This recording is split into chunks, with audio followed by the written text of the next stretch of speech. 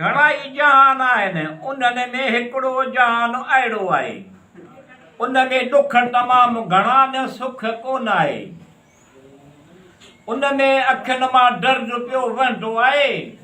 उन में अखियुनि मां दर्द पियो वहंदो आहे। आसाऊं में नाले मातर डपु ख़ौफ़ घणो आहे।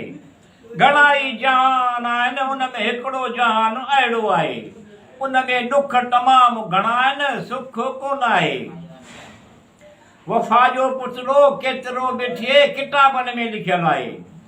वफ़ा जो पुतलो केतिरो बि थिए किताबनि में लिखियलु आहे। वफ़ा हौसलो कुझु बि न वरे। वफ़ा जे सलाह उते ई मिलंदी आहे। घणा ई जहान आहिनि, उन्हनि में हिकिड़ो जहान अहिड़ो आहे। उन में दुख तमामु घणा आहिनि, सुख कोन आहे। हिक तरफ़ी रुगी हिकु हटी लॻल आहे। हिक तरफ़ी रुगी हिकु हटी लॻल आहे। उन में सहूलियत जो चवणु पर सोचणु बि रवा न आहे। घणा ई जहान आहिनि, उन में हिकिड़ो जहान अहिड़ो आहे। उन में दुख तमामु घणा आहिनि, सुख कोन आहिनि। आसमान ते जेतिरा तारा आहिनि, उन्हनि खां वधीक आसमान ते जेतिरा तारा आहिनि, उन्हनि खां वधीक अहिड़ी ख़ुशामदी करणु एतिरो मुंहिंजो तोसां प्यारु आहे।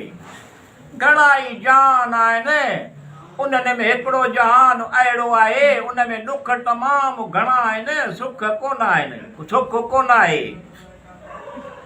ज़मीन ते ज़राअत वसंदी तोसां अहिड़ी प्यार आहे चवणु। ज़मीन ते ज़राअत वसंदी तोसां अहिड़ो प्यार आहे। या अल्लाह रब्बिल आलमीन अर्रहमान रहीम सभिनी जहाननि जा पालणहार। या अल्लाह रब्बिल आलमीन अर्रहमान रहीम सभिनी जहाननि जा पालणहार। तूं ई सभु ॼाणींदो, तूं ई कर करम करीम, कर मिठुअते महिरबानियूं वरी अहसान आहे। घणा ई जहान आहिनि, उन्हनि में हिकिड़ो जहान अहिड़ो आहे। उन में दुख तमामु घणा आहिनि, सुख कोन आहे।